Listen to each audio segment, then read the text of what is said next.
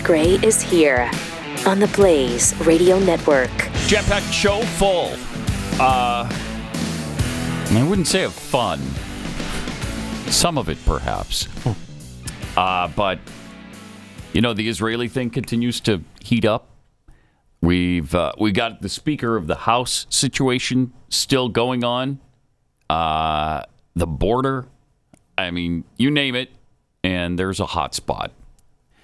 Plus, today is a big day for the Blaze because some changes are coming. We've been talking to you about big tech censorship, telling you about a major step that Blaze Media is taking to declare independence from big tech ahead of the 2024 election to ensure that we can keep bringing you the truth no matter what. But we can't do it without you. When publishers host ads on their website, Google can send bots to crawl their pages for content they deem unsafe for advertisers. After finding something they don't like, you know, like the Hunter Biden laptop story, which was absolutely 100% true, as we all know now, they demand the ads be removed from the offending article, or else the entire website will be demonetized. When we refuse, they bury the unsafe content so deep in their algorithms that they make it all but impossible to find. And we've been dealing with this every day for years. But it's definitely gotten much worse since 2020. Well, we're done playing that game. So if you go to the Blaze Media's website, theblaze.com, right now, you'll see it's been completely redesigned. Yeah. You'll see news articles, opinion, analysis, and now lifestyle, sports, and tech commentary. But what you won't see are those obnoxious ads that are on virtually every other website. The pop-ups, the ads. I can't take it. I hate it. You're continually clicking off things. I know. And the site is always updating and screwing up where you are on the on the page. I know. 4, 5, 6, 10, 12 times while you're trying to read an article. So obnoxious. I mean, there are times when I just give up on the website and say, screw it. I'm not putting up with it anymore. I can't do it. So, kicking the ad exchanges to the curb allows us to better serve you. You won't be distracted by annoying ads. And we won't be distracted by wondering whether big tech will allow us to monetize the traffic we generate. We'll be relying on your direct support for that. So we're investing in more quality content, including expert analysis, insightful commentary, and investigative reporting. We're cutting out the middleman, and we're going all in on you. Millions of you read the articles we publish every day. So if you find value in this work, we're asking you to visit theblaze.com right now and subscribe to Blaze News. It'll cost you less than a cup of coffee per month, and you'll get more quality content than we've ever delivered before. So if you're already a Blaze TV subscriber, this Blaze News subscription will be included with your Blaze TV subscription. So check your email for more information about these changes, and you're going to get more information on Glenn's show today at about 8 o'clock. So I'll be there for that announcement as well because I'm filling in for Stu this week. So we're pretty excited about it. We're really excited about it. Hope you will be too.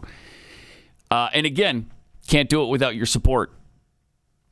So, what's going on in the Middle East right now? Everything. Just everything.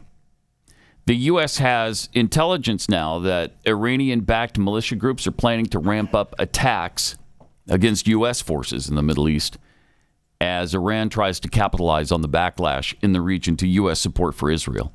The militia groups have already launched multiple drone attacks on U.S. forces in Iraq and Syria. But now, the U.S. has specific intelligence that those same groups could escalate even further as this war between Israel and Hamas continues. So apparently, according to the U.S. official, there's red lights flashing everywhere. Officials said that at this point, Iran appears to be encouraging the groups rather than explicitly directing them One official said Iran is providing guidance to the militia groups that they'll not be punished by getting resupplied with weaponry, for example, if they continue to attack U.S. or Israeli targets. It's just, I mean, we're on the edge right now. We're really on the edge of a really nasty conflict with Israel, with Russia, with China. Yeah, but don't worry. Everything's fine. Everything's fine.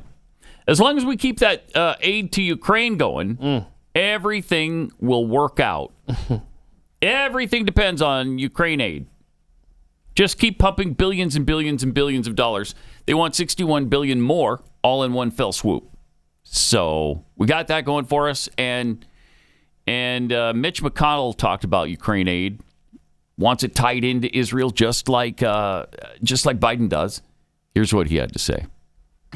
And you've said that you believe there is enough oversight of aid to Ukraine. Why hasn't that persuaded some members of the Republican caucus? If you look at the Ukraine assistance, let's talk about where the money is really going.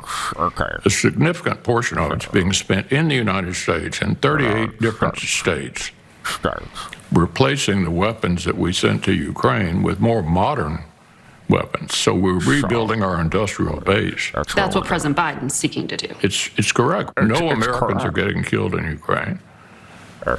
We're exactly right. Rebuilding our industrial base.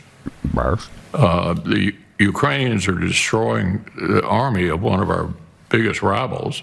I have a hard time finding anything wrong with that. I think it's wonderful that they're defending themselves. And also the notion that the Europeans are not doing enough.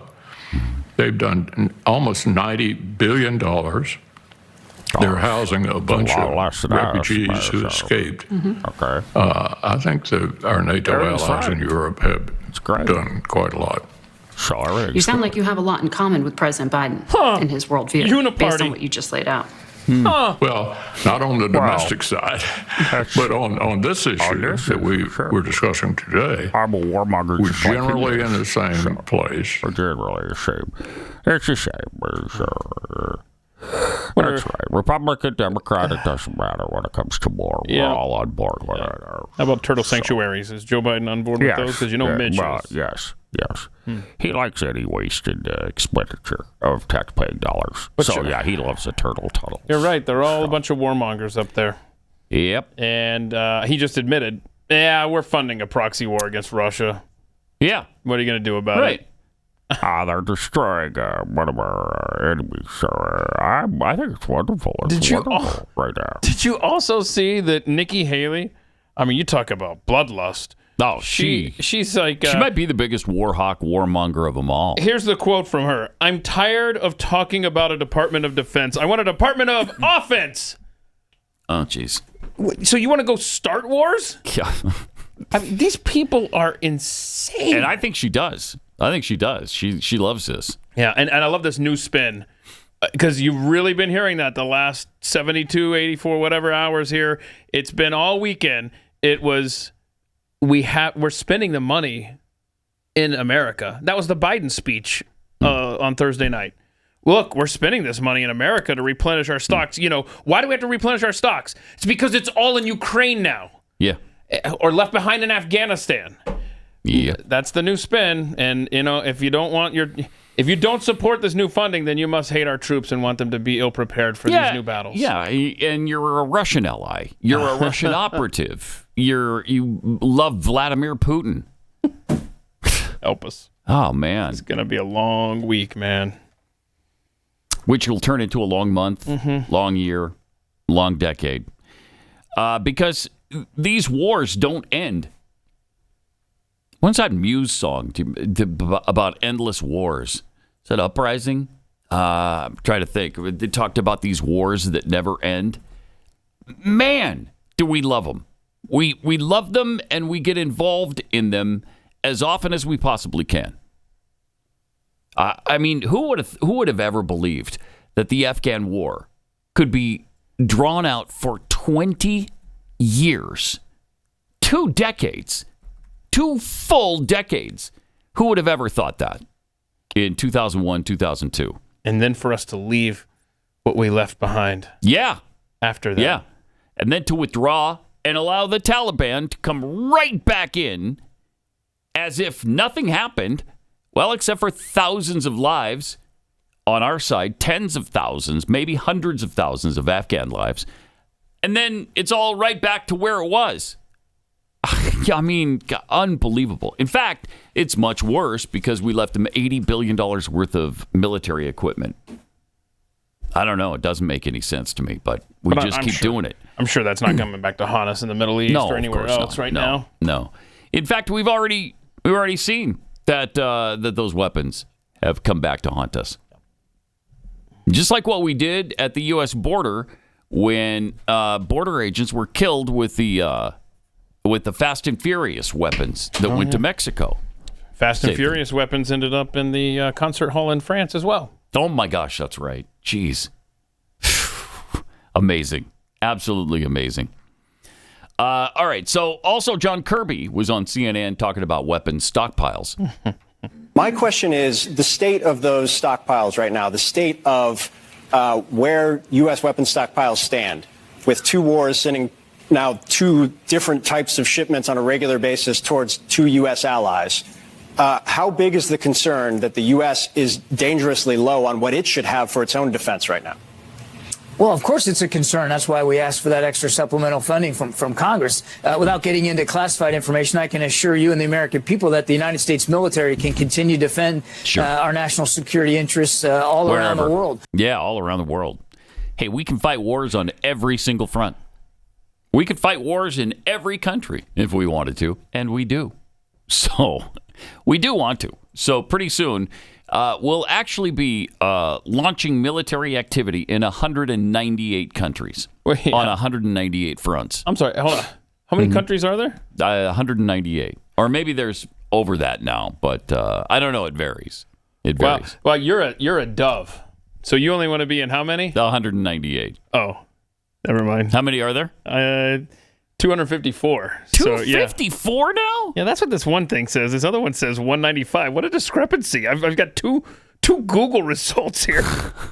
Okay, let's start over. So it's either one nation that we won't have military operations in, or 56. Something like that. Either one is unacceptable. We got to be in all of them. All of them.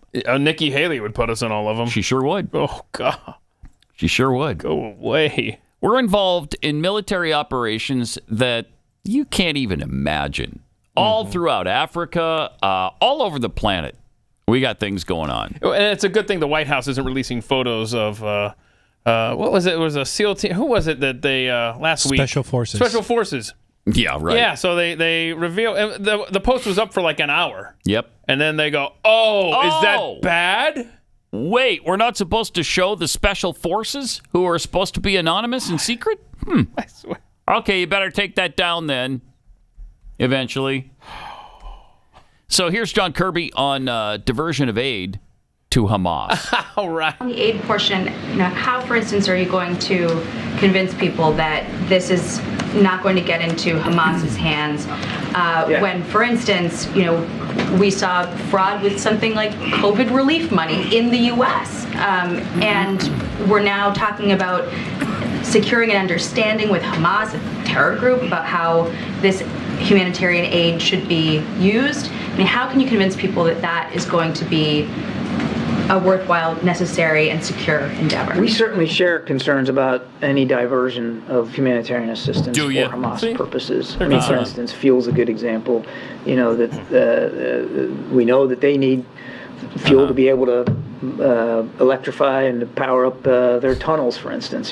Keep the lights on. So we understand that. We're not blind to the potential concerns here over diversion, which is why Ambassador Satterfield is on the ground. That's why. His whole purpose is to make sure that that humanitarian assistance can get to the Palestinian people. We have seen no indications as of today that any of the trucks that Kareem talked about, any of the material in those trucks, have been diverted to Hamas or been absconded by Hamas. That, in fact, every indication that we have is that it has, in fact, gone to the Palestinian people who are in desperate need for it. Anybody buy that?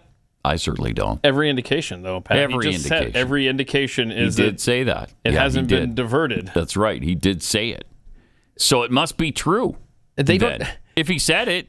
They have no information on the hostages, yet we're totally confident that all the humanitarian aid that we're sending... Well, because we have a guy there whose job it is to make sure that those funds and those materials are not diverted to Hamas. Because there's no history where Hamas has used humanitarian aid for any nefarious purposes. No. You might wonder, okay, well, why don't they have running water in the Gaza Strip? Yeah, okay. What's going on there? Do you have an answer for that? Yeah, it's the bad Israelis. It's the Israelis. Is that right? Yeah, it is. It's the evil apartheid Israeli government. Or maybe it might have something to do with this. Oh, no. Okay, look at it. These are water pipes. Right. What are they using them for? To send water to their people, right? No. I think no. No? Not this particular... No, these water pipes are turning into missiles. Into rockets. To be launched into the neighboring country of Israel. I'm sure that's fine. Listen, I mean, they are so proud of this. Yeah, they are. They love it. The West is so dumb. I know. Look at this. Dumb. Look at all that water. Fresh water. And they'll whine and moan about the fact they don't even have running water in Gaza. Yeah. Well, this is why. This is in part one of the reasons why. This is what they do, and they're proud of it. This is their government. So don't be telling me they don't represent the Palestinian people, because they do. They do. They're the government in the Palestinian territories. Oh, good. That was great. Man, like that? Are you inspired now? Man, that was inspirational. Wow. So let's keep sending the humanitarian aid. Yes. And that way they can continue their assembly line of making rockets to launch into Israel. Right. You don't have a problem with that, do you? I mean, there it is. There's the proof of it. They're proud of it. They're proud that they divert the funds that are supposed to go to their people. They don't care about that. They don't care about their people. The only thing they care about is killing Jews and destroying Israel. That's what they care about. That's what they focus on. And it doesn't matter to these buffoons who continue to supply them with billions of dollars. And they don't care that we see those videos. Yeah, they don't care. They're like, they're still going to send the stuff. Whatever. We've got plenty of operatives out in the streets in their countries. Hey, we told you we got a guy over there to make sure that doesn't happen. Okay. Meanwhile, here's KJP. Oh, my goodness. On anti-Semitism. Listen. His level of concern right now about the potential rise of anti-Semitism in light of everything that's going on in Israel. So a couple of things. We have not seen any credible threats. I know there's been always questions about credible threats. Pause it right there. Pause it right there. This whole setup, the question was, is there concern about the rise of anti-Semitism? Yeah. Okay. So she just uses that. Mm-hmm. She's like, we haven't seen that. To launch into her talking points about Muslims. This is... Let's hear it. I mean, God, oh my... About credible threats, and so just want to make sure that that's out there. But look, Muslim and those perceived to be Muslim have endured a disproportionate number of hate-fueled attacks. What? And certainly President Biden understands that many of our Muslim, Arab Americans and Palestinian American loved ones and neighbors are worried about the hate being directed at their communities. And that is something you heard the president speak to in his address. No, but they're worried about last Thursday. And so one of the things that the president has done is directed his team, Homeland Security team, to prioritize prevention and disruption of any emerging threats that could harm the Jewish, the Muslim, Arab Americans, or any other communities. And that is something that the president has sought to do and since day one. As you know, the president ran on what? On laws? Protecting communities, obviously, but bringing people together. Oh, he's done bringing people together. Protecting the soul of the nation. Protect the soul of the nation. That is something that the president takes very, very seriously. we're going to continue to denounce any sort of hate towards any American good for here. you. Good. And so that's what we're going to continue to be steadfast on. If you denounce it, it won't happen. He has directed his Homeland Security team to make sure that they're on top of this. Yeah, okay. Disproportionate. What is she talking about? Well, like what they always talk about, and that's Muslims are always the victim. Doesn't matter. They're always the victim. Even when Jews are being attacked, viciously attacked, it's Muslims. It's the Islamic world that's the victim. So wait a minute. This own federal government, who she's up there employed by, they've said that when it comes to religious-fueled attacks, nearly 2/3 are directed at Jews in this country.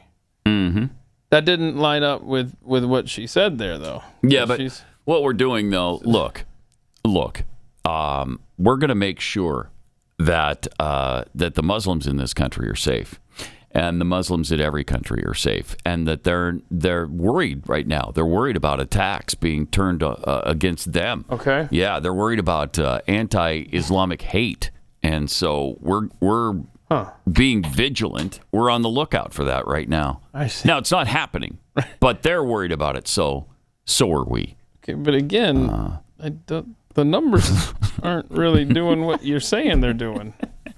Yeah, I know. Oh, boy. It just doesn't matter. It doesn't matter. No. She always answers the question that she hears in her head, and she already has the answer for in her book. She doesn't answer the question that's asked. As long as she has the great big book of everything in front of her, she can answer any question. And she quickly pivoted off of that. Oh my gosh! Yes. But look, right? I mean, when you hear someone in this administration, whether it's the president or it's KJP, anyone, look, they're about to buckle lie. up. They're gonna change the subject and they're gonna lie every single time. Meanwhile, they've got the people in the Hamas caucus. Oh, the Hamas Congress. Man, that's great. Yeah. Ilhan Omar from the Hamas caucus had a rant yesterday. Oh, yeah, this is last Ceasefire. Your colleague Richie Torres has said calling for a ceasefire is a dangerous double standard that the U.S. wouldn't hold itself to. So my question is if this attack happened in America, would you be calling for a ceasefire as well? Vengeance is not a foreign policy doctrine. Oh, read that talking point. We are here to save lives. Israelis, are you? Palestinians, bull crap. Americans. Anyone else? So is that a yes or a no? Anyone else? I do have another question. Why don't you want Israelis to go after the terrorists else? that burned, tortured, killed their babies and children and still have them hostage? Why don't you want the Israelis to go after the terrorists that did that? How many more killings is enough for you? Is it 1,000 more? 2,000 more? It's however many it takes. How many more Palestinians would make you happy if they die? All of Hamas. Will you be fine? Pause it for a second. Every single member of Hamas. That's when I'll be happy, is when every single member of that terrorist group, Hamas, is killed. That would make me happy. And I'm sure that would make Israelis fairly happy as well. So is that an answer to your question, Ilan? Vengeance is not a foreign policy. What was that? Was that what you said? I don't know, but let's hear the rest of her stinking rant. Man, Gaza, we're gone? Would that make you happy? Would that be the thing that makes you proud? And maybe that's the question you should ask Richie. Is he okay? How many more Palestinian lives is he comfortable with? Because I'm not comfortable with any more. Oh, she's comfortable with all the Israeli deaths, but not the Palestinian ones. None of those. All right, thank you. That's on that. Wow, I can't take these Israeli people that feel like you're telling them to do nothing when their children are being held hostage by terrorists. Boy, she kept going. Good for her. Who was that? Do we know? I don't know. That was on Friday out there in that little rally in front of Congress. There. She's great. Yeah, but I love Ilhan Omar storms away like, I have the moral high ground now. Shut up. Right. I think that there's a cartoon that I saw that I think is just perfect, and it shows Hamas or someone, I guess somebody in a Palestinian flag, and they're attacking a beehive, and it's Israel. and then the bees come out and chase him away, and then he runs to the press and it's like, look what Israel's doing. I mean, they just attacked me like I wasn't doing anything. So great. Anyway, that's good. Yeah, I like that. And speaking of Palestinian flags, there's a Hamas flag in Minneapolis. Yeah, watch this, man. So this was the oh, look at that. So that's the Palestinian flag. Now watch this. And then this is a flag of a terrorist group on an American city street. I mean, this is Ilhan Omar's neck of the woods, right? Yeah. So maybe she'll come out and condemn this, right? Look at that. Oh, look at that. Jeez, that is unbelievable. If that were an ISIS flag, we good with that? I mean, she is, probably. Yeah, she probably is. As long as it's not an Israeli flag or an American flag. If that were a Confederate flag anywhere in America, regardless of context, regardless of events happening, all we would hear about for weeks. It'd be like months. Because remember, George Bush had to condemn the Confederate flag flying over a state that he wasn't even connected to. Yeah. Yep. Okay, so that's your district there, Elon. Going to talk about that one? Then in Minneapolis, there was more. Yep. So what you're seeing here from the overhead. So there's an old man, I think he's in his 80s, and he's driving, and he doesn't understand what the hell is happening here. And so he almost gets out, and then fortunately gets the door shut. Because look at these animals, just attacking him. He's trying to get around the crowd and move on with his life, and they won't let him. No. They expect him to sit there and wait while they do their die-in or whatever dumb demonstration they're doing in the middle of the road. Yeah. And then if you drive anywhere, if you try to get around them or through them very slowly, try not to hurt anybody, then it's the worst thing that's ever happened. It's the biggest catastrophe of all time. I know. You're a senseless, brutal killer. Now, every one of their actions is perfectly fine, right? But they can beat on your car. They can pound on your vehicle. They can drag you from your car and beat you to death. Yeah. Oh, and they almost did. Watch. I mean, look, this is the poor guy. This is the old man. Look at him. He's so confused. He's like, he doesn't know what's going on. Can I please get on with my life? And so there are unconfirmed reports that they sprayed him with like bear spray or mace or something. I'm sure they did. Yeah. Now watch this. Now, so they start chasing after him because he's like, I've got to get out of here or I'm going to die. Yep. And good for him. And now the guy running with the camera here, yeah, he's a candidate for city council coming up in a couple weeks. Is that right, Chris? My gosh. Yeah. And he's telling the world, find this man. Look at that. And he'll listen. Just ran. You pathetic douchebags. America 2023. Oh my gosh. Wow. So the guy did escape, right? He did get away from these animals, which is great because they don't want you to. I mean, even if you try to get around them, to get through them, they'll come after you. They will absolutely come after you. Yes, they will. It's despicable. And for some reason, people just don't care. They don't care. Everything they do is fine. They can be in the middle of the road. They can stop you if you're on your way to the hospital. It doesn't matter. It just doesn't matter. Get out of the cities, y'all. And then check this out. This is a chant from these douchebags in an American city. Intifada, Intifada. Long live the Intifada. Long live the Intifada. Wow. There is only one solution. Oh, there's only one solution. What? Huh. Long live the Intifada. Uh-huh. There is only one solution. Yeah, kind of like, let's see, when have we heard that before? Oh, that's right, Nazi Germany, the final solution. Whew. There was only one solution for Germany, too, and that was to exterminate the Jews. That's what they're talking about here. Wow. That's the Intifada that they want to live long. This is happening in every large American city, every Western European city right now. How is this okay? How is this acceptable? When we said never again, never again. What's happening right now?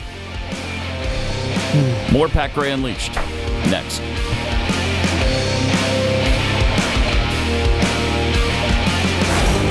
Pat Gray Unleashed. Few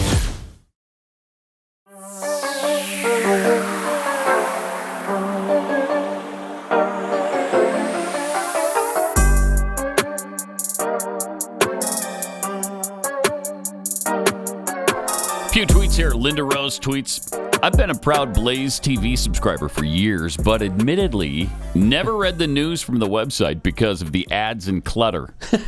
Yeah, it was. We know. Yeah. Wait, it was frustrating. You mean you it really was. didn't like the ad that said, this one simple trick? Yeah. Oh, jeez. Or the continual pop-ups. Yeah. And every time you click on a thing, you get the multiple pop-ups. Drives me out of my mind. Yeah. She says, I just took a look at the redesign, and I love it. I might actually be able to stop using my news aggregator now. Mm-hmm. Great job. Yeah, thank you, Linda. Maryland born, Ohio proud. Kicking Google to the curb is right up there with steak and eggs for breakfast. Yeah. From Dalton Bell. So Mitch McConnell is wanting to fulfill Eisenhower's military-industrial complex. Yeah, that's exactly what I was thinking. Let's not forget, though, it was Eisenhower who pointed out the military-industrial complex, who warned us about it. Yeah. He didn't put it together. Flensborg, you know what, Mitch McTurtle? What you're doing is actually socialism for the rich. Reverse Robin Hood. From Phil Sharp, Mitch McConnell calling Russia our rival as if this is some sort of football game. Mm-hmm. The Pickled Squirrel, a war of attrition is the worst way to wage war. And from ARHZ, I don't think any of Congress understands that the weapon of today's wars are way more expensive than they were in World War II. So making all these new weapons will bankrupt this country. And that's exactly what Russia and China want. Mm-hmm. Mm-hmm. Good times. Mm. Good times. Yeah, good times. Meanwhile, we've got a president who is awesome. Probably doesn't even. I'm sorry. Is that not the word you were going for? Not exactly this time. No, not this time. No, I'm sorry. not this time. My bad. I was going for incoherent. Yeah, that fits. Like really compromised, dementia riddled. You know those sorts of phrases and words. Those work just as well, if not better, actually. Here he is. I love these approaches to the podium. Both approaching and leaving. Always fascinating. Here he is. Look at this. Clump. Okay, listen to this. I'm not introducing me. Mark is. What? I forgot Mark. I went straight to the podium. I apologize. Because I'm a dumbass. That's why. Because I can't follow directions. Right. Good afternoon. He knew. Literally. You know, he was prepared. Okay, Mr. President, just stand there and Mark will come to the podium and he'll speak first and he'll introduce you. Nope. You know he was told that 5 seconds before that clip started. Oh, absolutely he was. Okay, Mr. President, yep. Just like you said. Absolutely he was. Yep. Oh, my God. But he can't. He can't. He's incapable of it. And he had one of the coughing fits. I loved it. Which is I love it. Right. Great. Always fun. Wars faced long-standing challenges, suffered economic setbacks, and until recently lacked the federal support to tell a brighter, right into his hand too. Yeah, and then he'll shake somebody's hand. How many people's hands did he shake? But I love how the camera guy is in a no-win situation. Mm-hmm. It's like he wants to go off and cough to the side, but you're the president, bro. I'm keeping the camera on you. Everything you do is on camera. So great. Didn't Jill just have COVID too recently? Oh, well. So I don't know. I think it's been a while though. I doubt this is COVID from her. He's just got a case of the old. Yeah, he's always sounding like that. Yes, he does. He also has a case of teleprompter trouble every day. And I want to thank Majority Leader Chuck Schumer and Senator Todd Young and Representative Representatives Joe Morelli and Susan Wild for their work to make this happen. My gosh. Back to back. My Simple gosh. names, by the way. Yeah. Yeah. Susan Wild. Susan Ward. Excuse me. Susan Wild. So good. Wild Ward. She's wild, that's Susan Ward. I was just smelling her hair. And gee, her hair smells terrific. Wait. The mic is on, Mr. President. Okay, never mind. Anyway, I've said too much. This guy. Okay, so all right. Before this next clip that we play, because we're going to show him walking away from the podium, and someone asks him about the hostages, and his answer is just pathetic. But just before this, and I didn't send this in, but just before this, he's at the podium and he says, "I have to go to the Situation Room. There's an issue I need to deal with." Did we ever find out what the Situation Room deal? He pooped his pants. He pooped his pants. Okay. He pooped his pants? That's unfortunate. Okay, now I'm afraid I should not have asked that So question. if he had giblets like Al Roker, he'd be telling us about it today. I gotta go deal with my situation. All right, let's see this. Is the U.S. supporting the hostages for a ceasefire deal? Why did you? We should have a ceasefire. Not a ceasefire. We should have no hostages released, and then we can talk. We should have what? We should have a ceasefire, not a ceasefire. We should have hostages released, then we talk about a ceasefire. And by the way, Israel's ready to go into Gaza and crack some heads. They've been waiting. I'm sure we're holding them back. And that's what they're saying now is that they're waiting for the political go-ahead or something, and you know it's us. Of course it is. Well, of course it is. Yep. Yep. Mm-hmm. I'm sure they've been threatened and told, all right, you want the $14 billion? Then and you do what we tell you. You'll hold off on the ground invasion. Crazy. I mean, it's crazy. Well, how many people do you want to kill? How many Palestinians will we have with the violence? You got the old Ilhan Omar screech. It's still in my head. Sorry. She's so hideous. Oh, my gosh. Isn't there somebody running against her? Oh, I hope so. Like a Democrat? I think so. Somebody who could actually win in the district? Please get rid of this Hamas supporter. Please. We don't need Hamas supporters in office. I don't know how it happened. I really don't. Wait, there is a Democrat running against her already? Twin Cities attorney Sarah Gadd to challenge Ilhan Omar for the 5th district seat. Wow, good.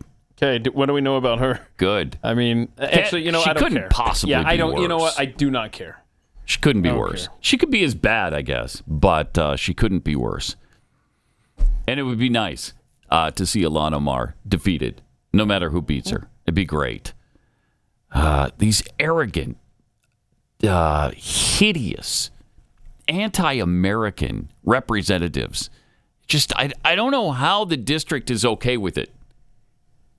Well, I mean, when you have open borders, then you're going to have enclaves that are going to come here that hate this country and that are going to elect people like Ilhan Omar. True. So that district in Minneapolis was populated through flight after flight of illegals of a certain sway. And this is their duly elected representative in Washington, D.C. Yeah. And congratulations on that in Minnesota. Congratulations. Dude, this chick is awesome. Sarah Gadd. Yeah, she went from... This chick is... Let's enunciate just in case someone's listening. She went from drug addiction and prison to law school and now helping others find path to success. Oh, nice. Like Jeffy's story, basically. Yes. That's nice. That's really awesome. Good. Okay. Yeah, that's great. So she's been in prison. Do we know what for? For drugs, apparently, huh? Yeah. Who among us? Did you see that the New York Times has issued quite a surprising admission about their coverage of the hospital bombing? Oh, have they? In Gaza, yeah. Oh. An extensive mea culpa yesterday, admitting its journalists relied too heavily on claims from Hamas about the Al-Ali Baptist Hospital bombing. No kidding. Huh. How about that? We all know that's true, but it's kind of amazing that they admitted it. So last Tuesday, the media regurgitated Hamas's claims that Israel had struck the hospital and killed more than 500 people. A, it wasn't Israel.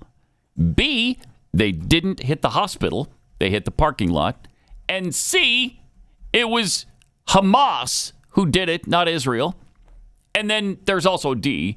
By the way, it wasn't 500 to 800 as they claimed initially. It was more like 50 or 60 people who were killed in this bombing. And it was, again, Hamas who bombed their own hospital. And I loved after that bombing, if you will, I loved how they were quoting the health ministry in the Gaza Strip. The health ministry in the Gaza Strip? Yeah, run by Hamas? Hamas! Okay. Stop with that. I mean, the news is so colored. I know that's not... Yeah. I know that's not news to this audience. No, Which, it's by not, the way, you but- should check out the new and improved theblaze.com. Yes. Gosh. In the New York Times, the first headline read, Israeli strike kills hundreds in hospital, Palestinians say. The second one was, at least 500 dead in strike on Gaza hospital, Palestinians say. And the third iteration declared, at least 500 dead in blast on Gaza hospital, Palestinians say. Palestinians say. The health ministry. So then, the facts finally come out, and none of that happened. And so, yeah, the New York Times at least being a little bit accountable, which is unusual. It doesn't usually happen. So good for them for at least taking some accountability on that. Let me take a minute and tell you about Patriot Mobile. 10 years now, Patriot Mobile's been America's only Christian conservative wireless provider. Glenn and the team there have been great supporters of this show. And that's one of the many reasons I'm proud to partner with them. Patriot Mobile offers dependable nationwide coverage. What does that mean? Well, that means you don't have to give up quality to also go with your values. So you can get a company that aligns with your values and you're not supporting the left, and you get the same coverage you have right now, if not better, because they've got 100% U.S.-based customer service, which makes everything flow much better. All of these, as you know by now, all these cell phone companies use the same towers. And so you just go through Patriot Mobile rather than, Verizon or AT&T, who ships all your money to left-wing causes. When you switch to Patriot Mobile, you're sending the message that you support free speech, religious freedom, sanctity of life, the Second Amendment. It's awesome. Plus, you can keep your phone. You can keep your phone number, or you can change both or either if you want. They've got a plan to fit your needs. Go to patriotmobile.com/Pat or call 972-PATRIOT. You'll get free activation when you use the offer code PAT. So make the switch today. It's patriotmobile.com/Pat, patriotmobile.com/Pat, or call 972-PATRIOT.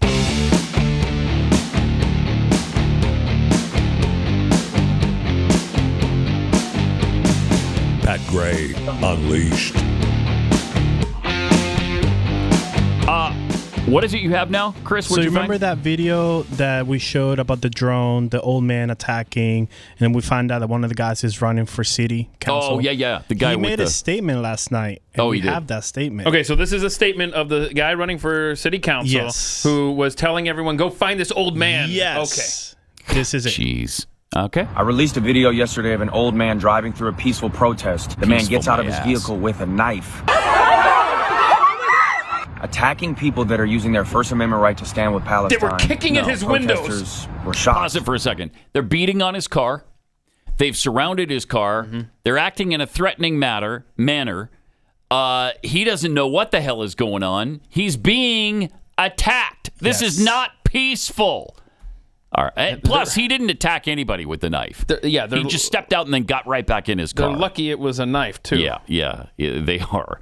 All right, let's see the rest. Jesus God. And tried to push him back into his car so that they would not be hurt, which is when the man literally drives through hundreds of peaceful protesters. The video I took takes place seconds after the man drove through the crowd, in which you can see people chasing after him. And you can hear me saying, wait, as well as countless other people screaming in fear. Screaming in fear. Just drove through all these people. Oh, no! Since I released the video less than 24 hours ago, I have received over 500 hate-filled emails, as well as multiple death threats. Oh, this is what happens when you stand against injustice, and we cannot be scared into hiding. We cannot allow those so filled with hate to scare us from standing for what we know is right. Free Palestine.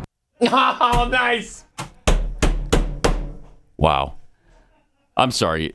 Palestine was freed a long time ago. The Gaza Strip was freed a long time ago, and they selected for the representation the terror group Hamas. So. Yeah, but hold on a second. Mm-hmm. Free Palestine. Right. Thank you for reinforcing the stupidity.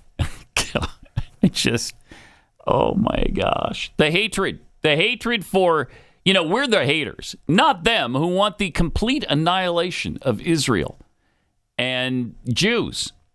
But we're the hateful ones. They're the peaceful protesters who, by the way, it is not your First Amendment right to gather in an intersection and block traffic. That has nothing to do with your rights. That is not your right to do. You can't do that. It's illegal. Stop it. And then nobody will drive through. Now, it's not like he plowed over them. He didn't run over anybody. Trying to get out of there. He tried to get out of there slowly, carefully, thoughtfully. Man, people, they have to wake up to this. Let me ask you a question. Americans have to wake up to this. I want you to go back to 9/11/2001. And I mean, at the height of any kind of concern you had for our country. Mm-hmm. I mean, that was a terrible day. Mm-hmm. And most of the people listening to this broadcast right now experienced that day. At the worst, at your lowest point on that day, did you have more confidence in this country's survival while we were under attack than you do today? Oh, for sure. No, absolutely. Because now it's like every American city has people en masse like this demonstrating evil for evil. Right. And we are so overextended in places like Ukraine and soon to be Israel. Mm-hmm. We've got China floating up on us there in the Mediterranean.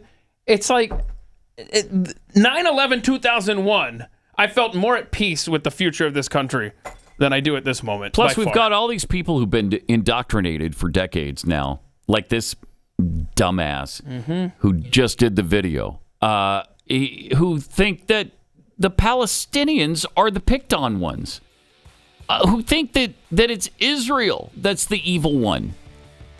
Do you have any doubt this guy's not going to win his council seat? No, he probably will. He probably will. Pathetic. Do we know his name? Yeah, we should find out. Zach for the people. Okay. Zach for the people. More Pat Gray Unleashed coming up. Pat Gray Unleashed.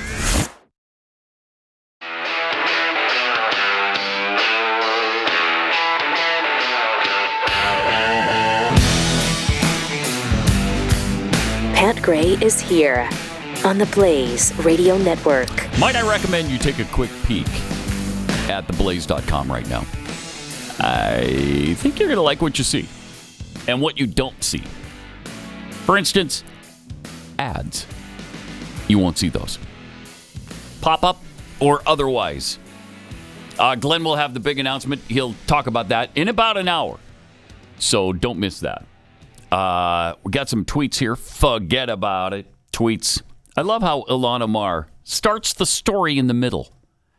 They don't want to acknowledge Hamas paratroopers gunning down festival goers, killing and holding Israelis hostage. Yeah, murdering babies. Instead, she jumps to how many lives is enough crap. I'd follow that up with how many are in Hamas. Yeah, that's what they should be saying. That's the answer. Yeah, how many will be enough? I don't know. How many Hamas members are there? What was that stupid line? What's her name? Vengeance is not a policy. Vengeance is not a foreign policy or something? Yeah, that's a good line. Boy, that's a good line. That's a T-shirt. And let's not forget, Hamas is an organization of peace. There's a piece of someone over there. There's another piece over there. And, oh, look, there's another piece right over there. Definitely an organization of peace. And so that's why I think Ilhan Omar supports him so ardently. Anonymous F35 tweets, this is what happens when you take these people and place them all over the world as refugees. Yeah, America's chickens. Coming home. Here we are. To roost. Hee Haw the Viking If you think things are bad across America now, wait until the Democrat candidate, whoever that may be, gets 95 million votes in 2024. My word. Yeah, 81. We thought 81 million was a lot. Wait till they get 95 million. And then it's like a mandate to do their bidding. That'll be good. We loved what Joe Biden was doing for America so much that we went out and found 20 million more votes. Mm-hmm. From Caffeinated Texan, the demons outnumber us. Boy, it feels that way. It does feel that way. I'm not sure it's true, though. I'm not sure it's true. Depends on where you are. Yeah, and a lot of the non-demons are silent, and they shouldn't be, especially now. We got to stand up. Got to stand up. Because it does feel overwhelming right now, doesn't it? It just feels overwhelming. Where would you recommend people stand up? Just on an individual level or out in the streets? Because both. If they show up in the streets while this Hamas stuff's going on, you're going to have a situation here. I saw a tweet from somebody that, Sean Bradley Weitzman. I really meditated kind of on this tweet. The radical left is a tool to radicalize the right, and it's working. Boy, that interesting. Yeah, that interesting. That yes, I can see how this could play out that way, and I hope to God it does not. Me too.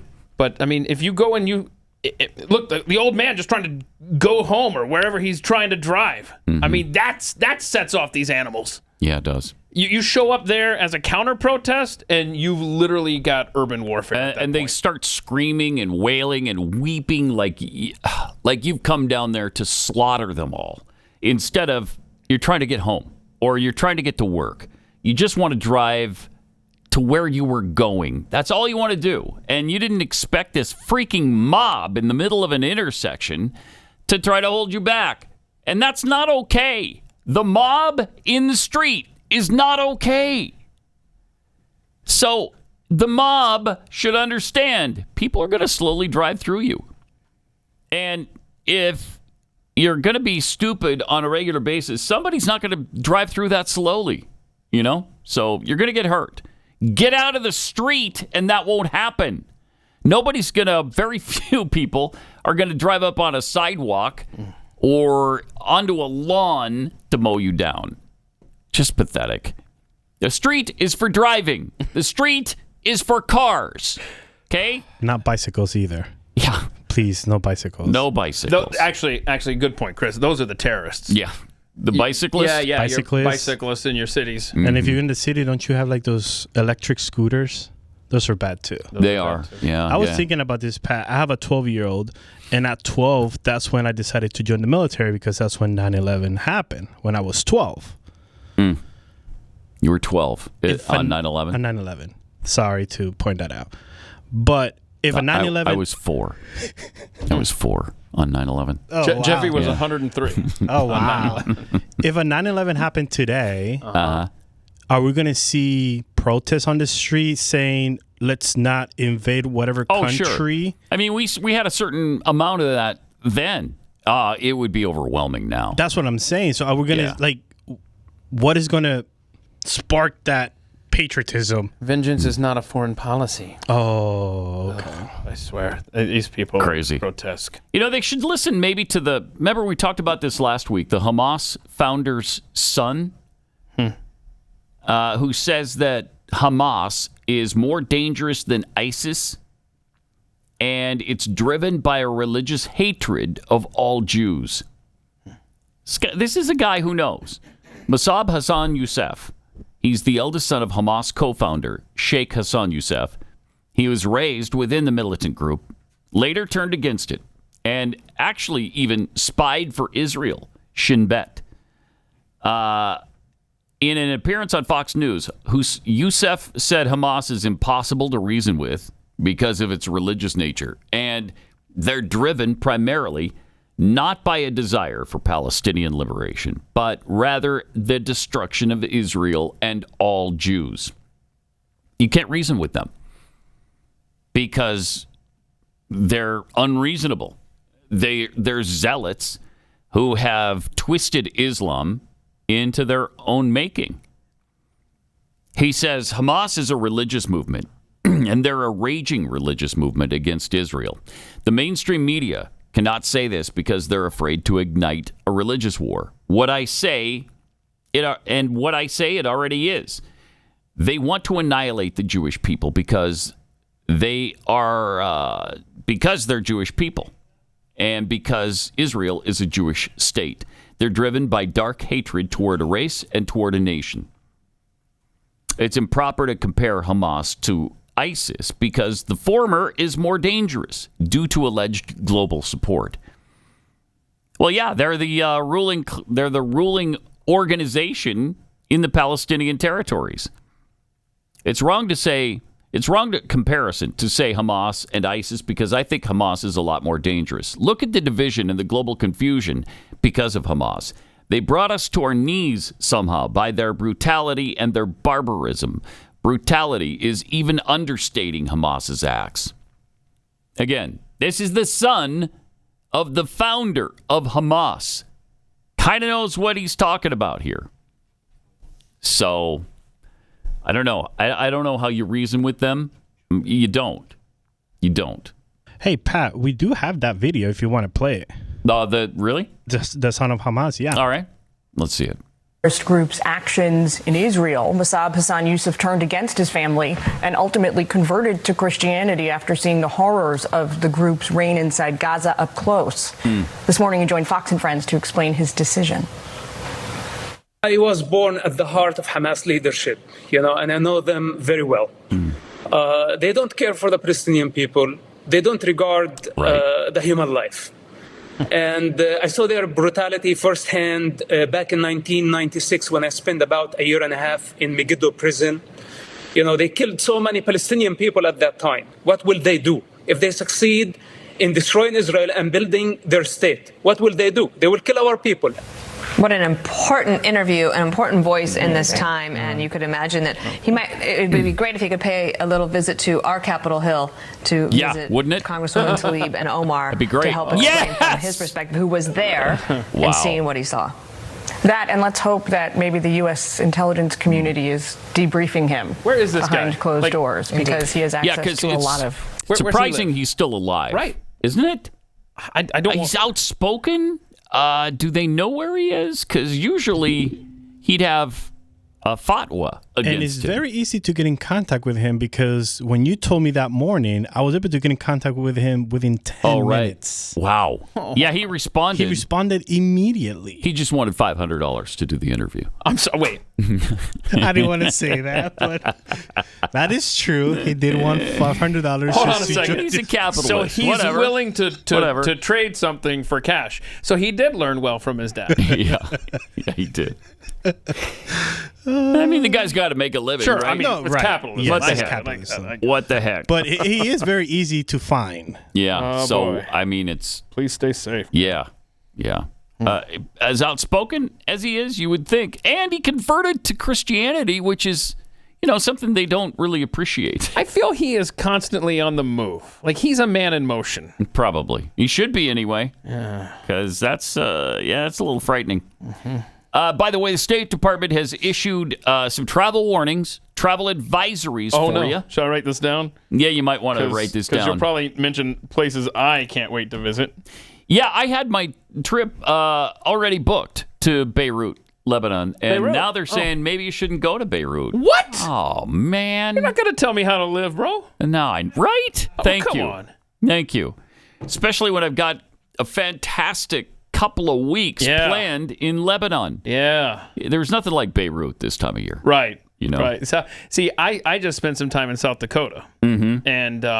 And it was beautiful. It was a trade-off. Okay. Like I was like, South Dakota, Beirut, Lebanon, South Dakota. I'm surprised you went South Dakota. Flipped a coin. Huh. Could have gone either way. All right.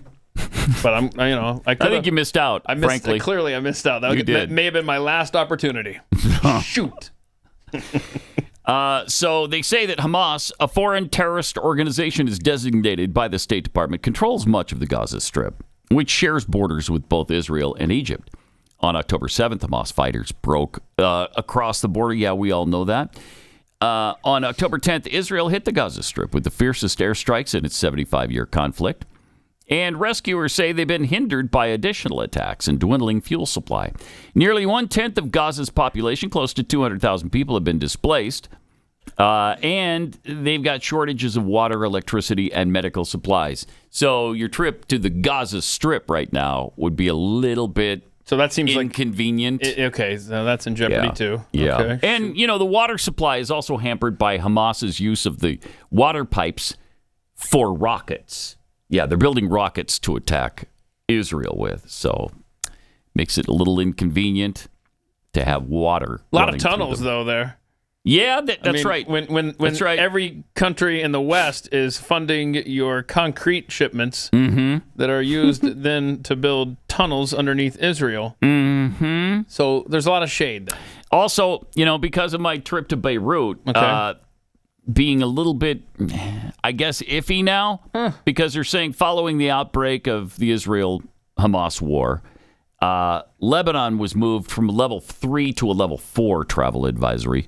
That's the highest level of concern. Oh, no. The unpredictable security situation related to rocket, missile, and artillery exchanges between Israel and Hezbollah or other militant groups is seemingly the problem there with your trip to Beirut right now. Dang it. Man. It always happens like when you're trying to plan something, Right? Like something always comes up. I know. Something has come up with both the cruises I've had planned. I know. And now my trip to Beirut being interrupted. Darn the luck, bro. Apparently, the U.S. Embassy in Beirut has limited capacity to provide support to U.S. citizens. The country's borders with Syria and Israel, as well as refugee settlements within Lebanon, are specifically noted as level 4 regions. So you might want to keep that in mind. Just a little safety tip for you today. Okay. All right. Noted. Yep. Glad you noted that. There's an organization out there that still backs Obamacare, gun control, extreme transgender policies that endanger our children.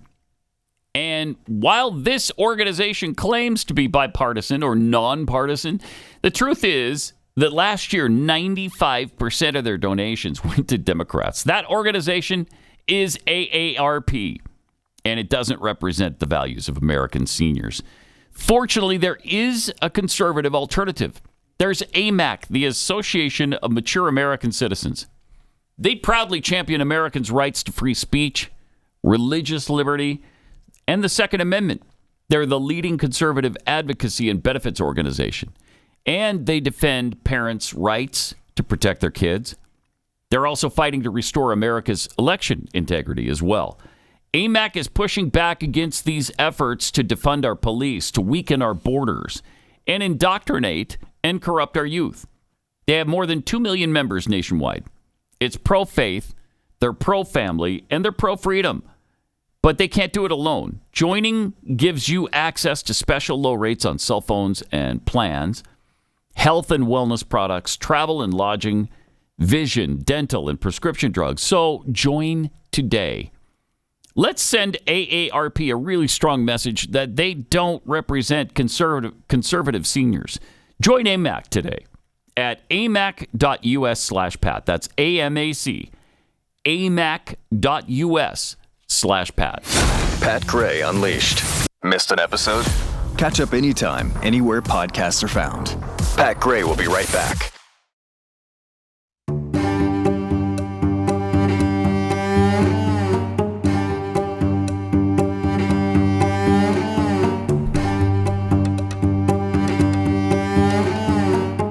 I just thought I'd mention that at Kexi.com, we've extended our Halloween slasher sale one day.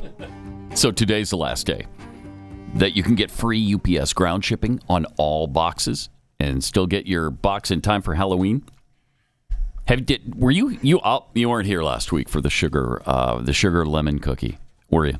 No. Nah, darn it. Thanks for saving me one, though. So delicious. Where is there's one in the fridge, I believe. Oh, is there really? I think so. Oh, you should get that. You should get it. They are phenomenal. Might be my favorite one now. Daniel should get that for me. So, Kexi.com, KEKSI.com. Last day of the Halloween slasher sale. All right. There's been a comprehensive study of the West Antarctic ice sheet. Okay, good. Collapse may be unavoidable. Oh, no, bro. Yep. Oh, you break this stuff gently, man. I know, I'm sorry. But there's little humanity can do to stop its ice shelves from melting. Okay.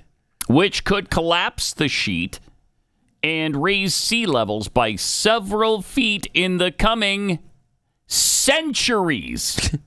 So there's nothing we can do about it? Nothing you can do. So can we stop talking about it obsessively then? So in 300 years, the sea level may rise a few inches. Dang it. I don't know what they're going to do in 300 years. I don't know. What are you going to do? But if it's inevitable, then they can stop bitching about it. Stop talking about it all the time then. That's why they don't usually do this. Because, right. Because that's what we'll tell them. Why should we change the world economy scale? Then let's not spend $100 trillion on it. How about that? I love it.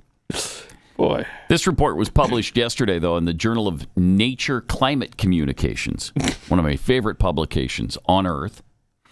And no, I don't wait for the swimsuit edition of the Nature Climate Communication. Why not? Because it's just too good the rest of the year as well. A little NCC, National Climate. It's a full-throated warning that one of the worst sea level rise scenarios scientists have cautioned about since the 1970s is most likely in progress. Okay. And little can be done to stop it. Then good. Then shut the hell up about it all the time. Yeah. Right. In centuries from now. Oh, wow, that's scary. So I just mentioned that, it was a coin flip. Beirut, Lebanon, or Nebraska, South Dakota trip. And I was in Valentine, Nebraska last week, and I had in my hands the official weather records from October of 1895. I mean, total geekdom, right? And I was like, okay, so we're going to find much cooler temperatures here. Well, yeah, because of global warming, which has warmed the planet so much. Over the last 140 years or so. Yeah, put my tweet up there if you can, Sean. So I put this up for a Throwback Thursday. Okay. On Twitter last week, and basically, there you go. So this was the weather record book for Valentine, Nebraska, October 1895. Right. So look how cold it got early on there in October. On October 9th, it reached 82 degrees. Yeah, so in other words, it got to 19 degrees on October 8th, right? Okay. And the next day, October 9th, it reached a warm high of 82, then 84 degrees. The next day? On October 12th. Right, that's what I'm saying. You talk about weather weirding. Yeah. I thought that was a new phenomenon. A week later, it got down to 18 again, and then 6 by October 29th. But look at that. In the mid-80s, on October 12th, in western Nebraska. Wow. 1895, not last week. Anyway, thought that was fun. Yeah, that is fun. That is fun. Obviously, that wasn't the SUV doing it back then, right? So what was it? What was it? The straws. The straws? The straws that we're using. Oh, man. Plastic straws. Oh, man. Really? Plastic straws? Plastic straws. In 1895? 1895. Dang it. Yeah. By the way, speaking of Valentine, Nebraska, a fun fact that we discussed on yesterday's Overtime was that until 1967, the time zone between Mountain and Central went right down Main Street. So one side of Main Street was Central, one side was Mountain, and the post office trying to play peacemaker was the 30-minute mark in between. Until 1967 did they go, all right, I guess we should probably pick a time zone. They went with Central. Wow. Yeah. Interesting. Isn't that a fun fact? Yeah, it's a fun fact. Beirut, Lebanon probably doesn't have fun facts like that. No, I bet they don't. I mean, their Main Street is just a bunch of It's been one out time zone forever. Yeah. Forever. Speaking of global warming, electric vehicle sales are booming, of course, and an effort is underway to blanket the country with new charging stations. But despite all that, the nation's EV infrastructure is still not ready for prime time. Yeah, and this is the New York Times admitting this. So, David Gellis says, I recently found this out the hard way. I've been renting electric cars ever since Hertz started offering Teslas as an option a couple of years ago. It had always worked out great. The battery never ran too low during my drives around cities. Whenever I needed to power up, I found one of Tesla's fast charging stations and was back on the road with a nearly full battery in less than an hour. But when I arrived in Minneapolis for a reporting trip this summer, the Tesla I had reserved wasn't available. Instead, the Hertz agent offered me an all-electric Volvo C40 recharge crossover. I said yes without thinking twice and was soon on the road. My destination was 154 miles away.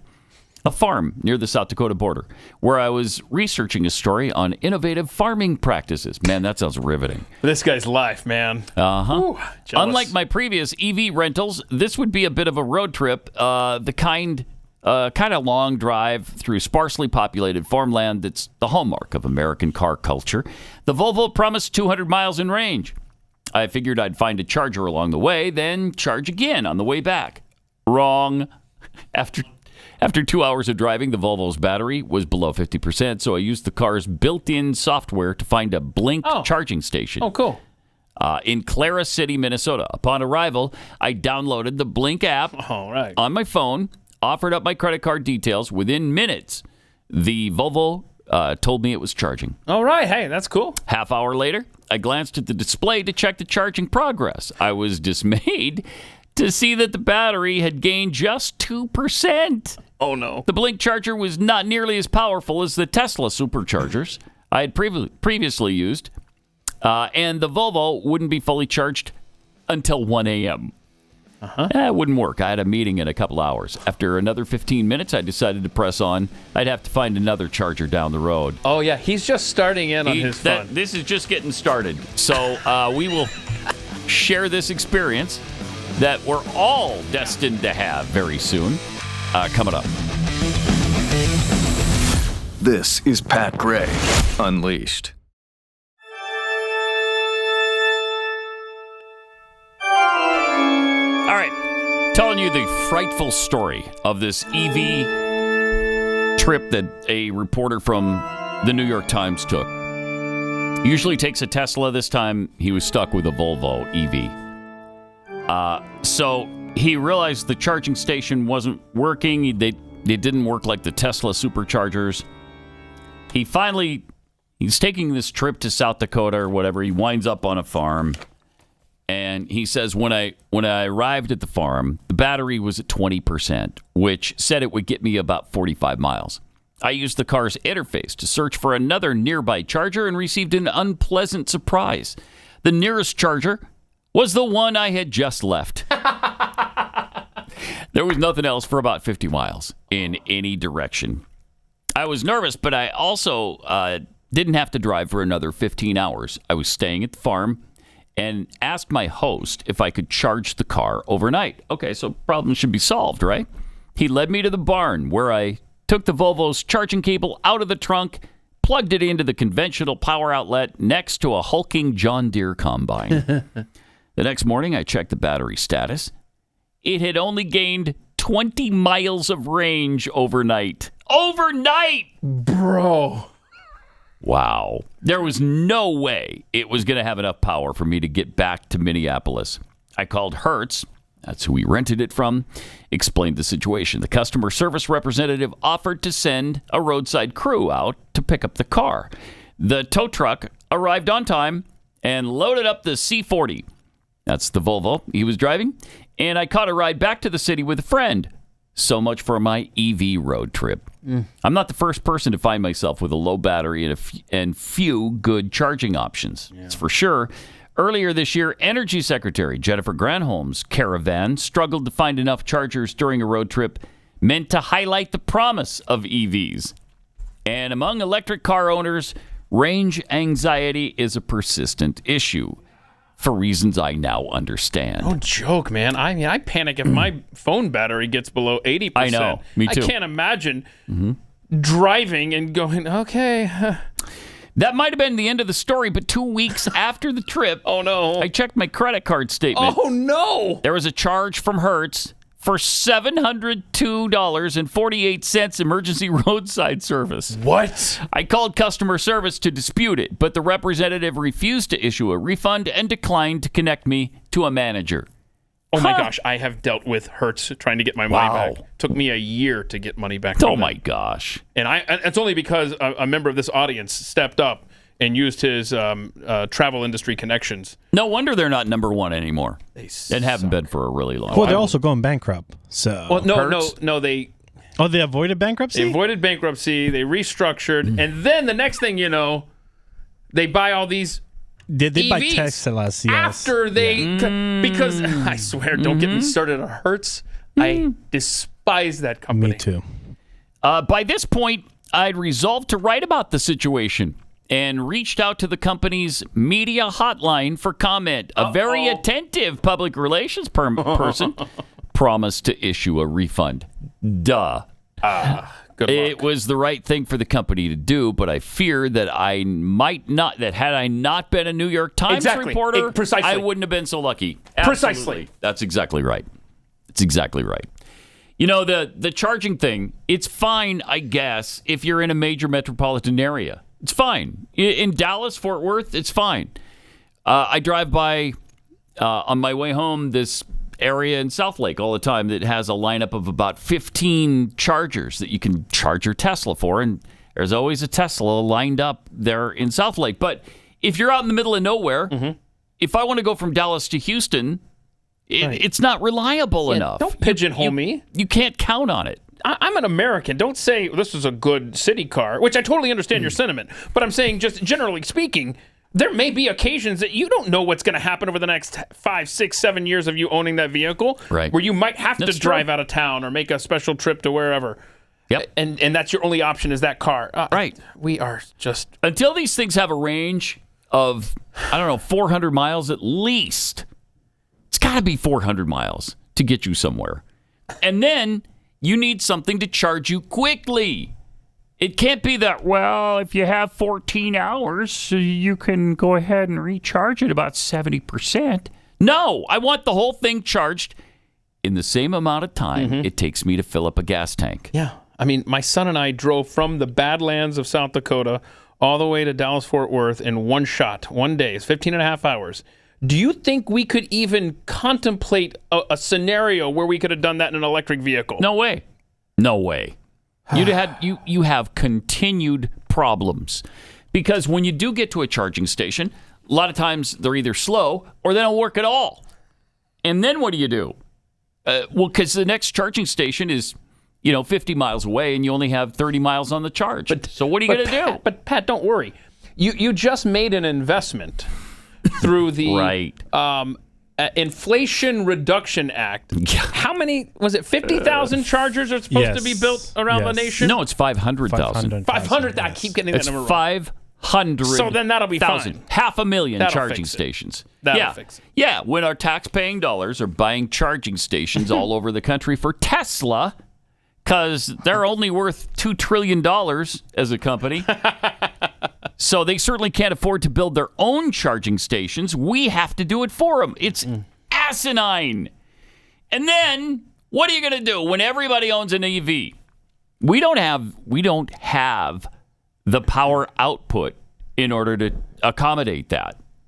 We're running through rolling blackouts as it is when it gets really hot outside. Then add to that, everybody needs electricity now for their car. What are you going to do? Right. We don't have the capacity, the energy capacity to take care of all of that. And then when it becomes an even more finite resource, based on what we've done through regulations and limited building of infrastructure, what's the price of your electric bill going to be? It's already ridiculous as it is here in Texas. Yeah, wait till they get rid of fossil fuels. Here's a Sweater Yams great tweet just came through. They have no intention of you going anywhere, Pat. You'll live in 15-minute cities. Yep.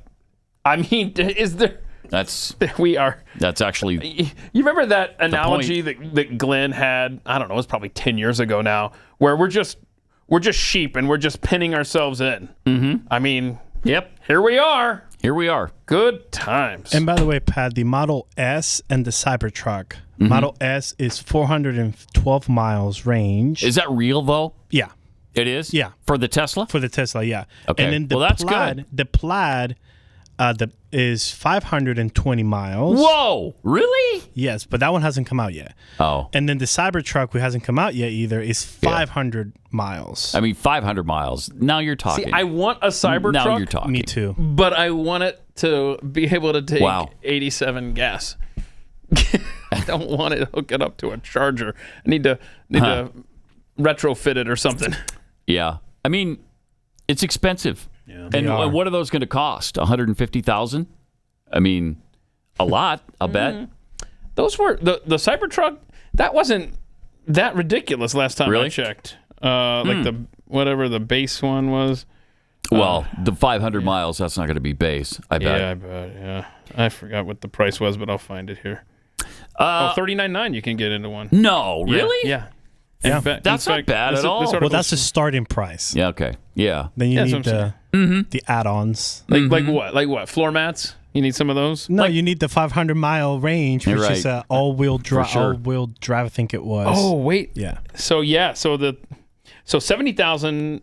No, that's the that's the F-150 Lightning. So this article that I'm just scrolling through is a 320 miles of range if they pay 70,000 for an F-150 EV, obviously.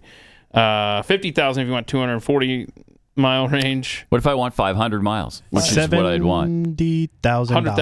$100,000? Yeah. Cybertruck for 500 miles of range. $100,000. 60 miles an hour? Do they know Pat Gray? Okay. Clearly not.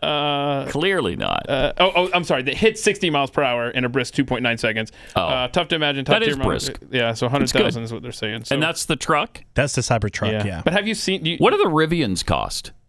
Aren't they 70 to 100? Are you familiar with the Cybertruck look, by the way? That's a truck. That's a truck. Yeah, it doesn't look like a truck. That looks like something that I drew in third grade when I was 8 years old or something. Uh-huh. That's the car. Is it stainless steel? That's what it looks like. Looks like a DeLorean or something. Yeah, it's got that shatterproof glass or something. I know the windows are Yeah. ready for the protesters because you might be able to plow through protesters with a Cybertruck because they can't shoot you inside because it's bulletproof. This is actually, hold on, that should be a commercial. Get ready for the new America in the all-new Cybertruck. And you just show a bunch of angry pro-Hamas protesters banging on a BLM out there. All right, let me take a minute and tell you about preborn. Because hundreds of post-abortive women, according to a recent study, 60% of them reported that they would have preferred to give birth if they'd received more support from others or they had more financial security. That's where preborn steps in. Preborn is there for women in their really tough hour. And it is really tough when they're deciding between the life and death of their precious child. The reality is women are being pressured to make this fatal decision, and they're being told that their babies are just a clump of cells, and that's why so many choose the way they do. Well, Preborn welcomes women with God's love and introduces them to the beautiful life growing inside with ultrasounds. It costs $28 for one ultrasound for a woman, for an expectant mother. So when you support Preborn, you not only support women, you empower them. Your donation of $28 will help a woman make the choice. She won't have to regret the rest of her life. Please dial pound 250, say the keyword baby. That's pound 250, keyword baby, or you can go to preborn.com/Pat to make your donation. Preborn.com/Pat.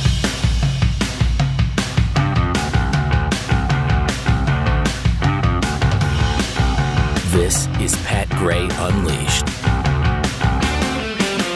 We're going to show you this video of some people being offered a choice between an ounce of gold or 10 or 20 bucks. He offers both. I think he offers the first few people 20 bucks. I think at one point. Then he changes it to 10. Does he get to 5 at some point? This is fun. Yeah, it is. Mark Dice. Okay, so obviously, the ounce of gold is worth close to $2,000. Right. It's about $1,900 right now. So you're going to take $10 over 1,900. Watch this. If I were to offer you this free 1 ounce gold coin or free $20, what would you rather have?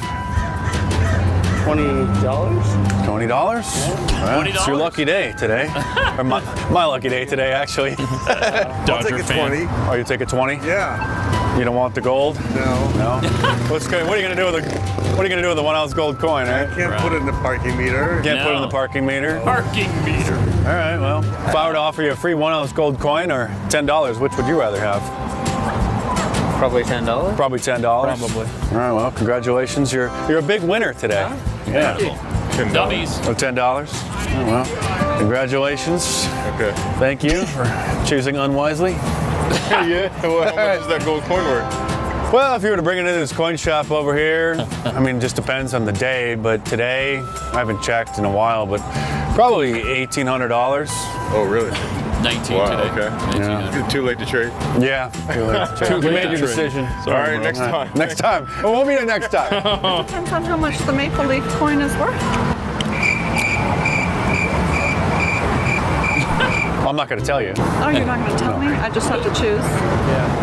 Yeah. I take the $10. Oh, you take the $10. Think that's worth a little bit more than the maple leaf, I don't know, but I can use the $10 right now. You can use the $10 right now. Right?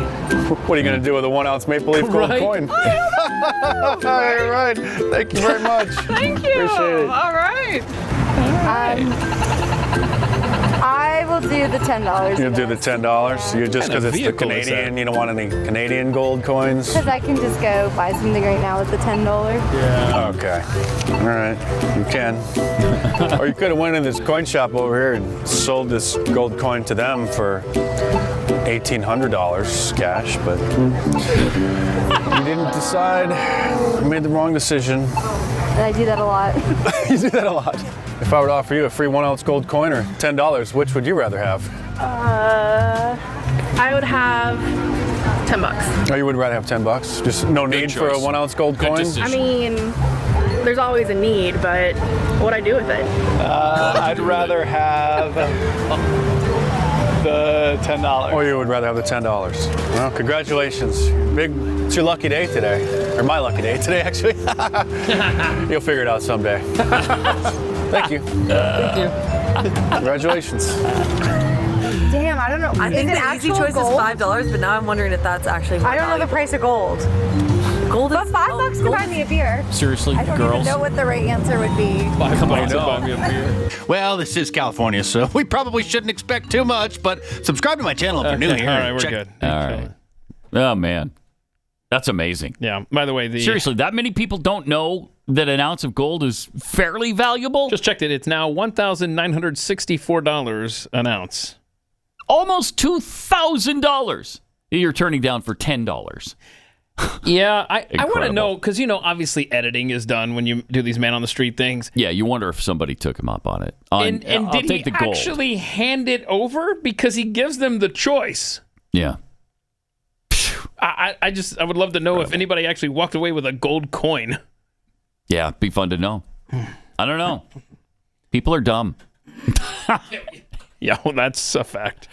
And they're standing in front of a shop where you could exchange it too, where you could go in, you could go right there, sell the coin. I don't know if they'd give you the current value of $1,964, but you probably get a lot out of it. $1,500, $1,600. You could probably get a good price for it. Amazing. Also, if you want to know what's coming from the world elites, Meryl Nass is about to tell you. Yeah, this is she was in front of the EU, and this really goes along with our climate change and our EV discussion and stuff earlier. They've got some fun stuff planned for us. Here's what's coming for us. I think you'll enjoy We're it. undergoing a soft coup. Oh. And the idea is to create a whole new set of laws and ignore the existing human rights laws and other laws under the pretext of pandemic preparedness and the biosecurity agenda. The WHO is developing through all its nations, but with the WHO Directorate in the United States in charge, a pandemic treaty and amendments to the existing international health regulations that will remove the human rights protections currently embedded in the IHRs, will enforce surveillance, censorship, get rid of freedom of speech, require governments to censor and only push a single narrative. Also, we will be subject, if they can make this work, to vaccines developed in 100 days, which the organization CEPI is planning to do. Oh, good. And one of the people who founded CEPI was Jeremy Farrar, who is now the chief scientist at the WHO to bring this forward.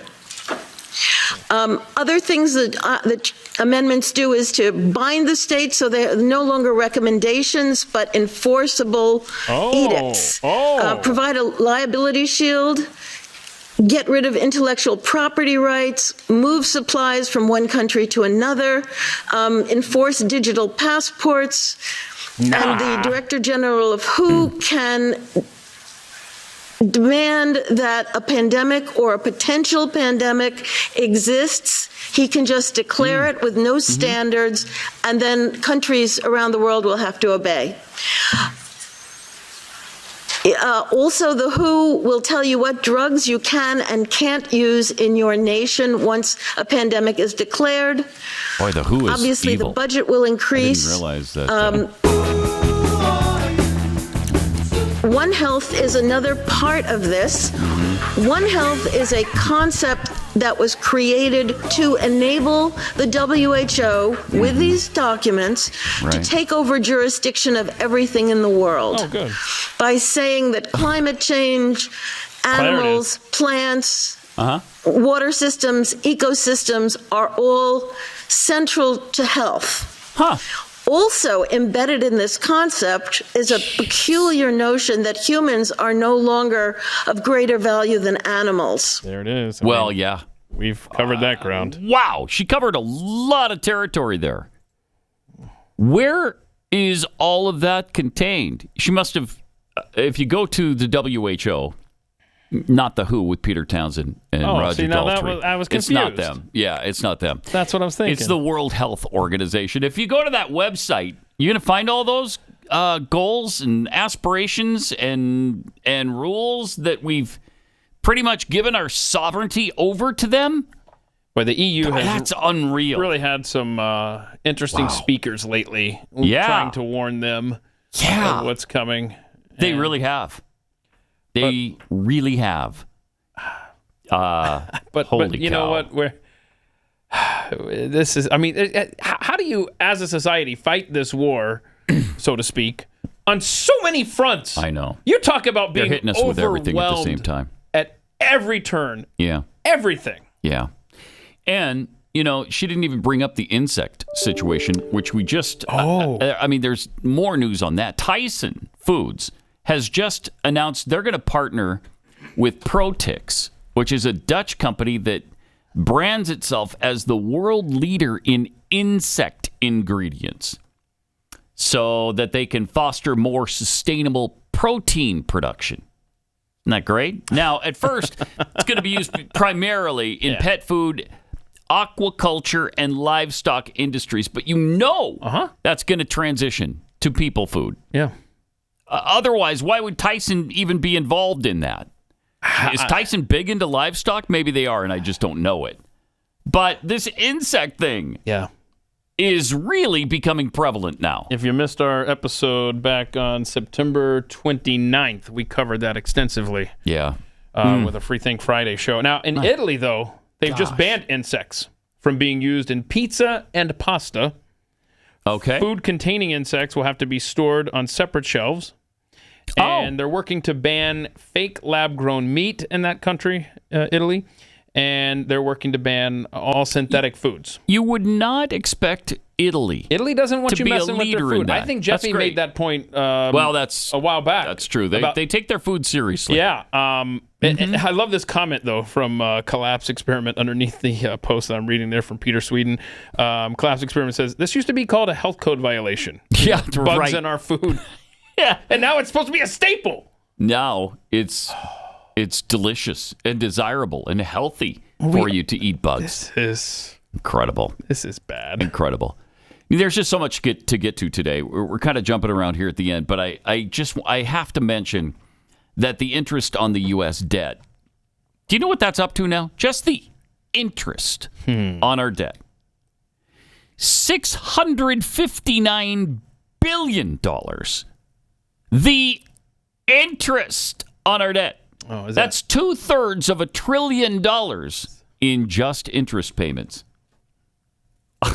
Oh, okay. Well, that's not an issue, is it? We can sustain that. I mean, that's perfectly fine. Don't worry about that. I don't know why I even brought it up. I apologize. I shouldn't have. It's stupid. Yeah, people. Stupid. Nobody needs to know about that. Yeah, people don't care for numbers anyway. They don't care. It's just too much to think about. I mean, they're trying to get to work and school right now. Don't bug them with stuff like that. This year's sum was almost twice as much as 2 years ago. Oh gosh. Okay. The government spent $476 billion paying off the interest on its debt last year. $352 billion in 2021. So yeah, very close to double that in just interest. That's what happens when your debt is $32 trillion. Congratulations, America. We'll be back tomorrow. Jeffy will join us. Chew the fat. We'll see you then. This is Pat Gray Unleashed.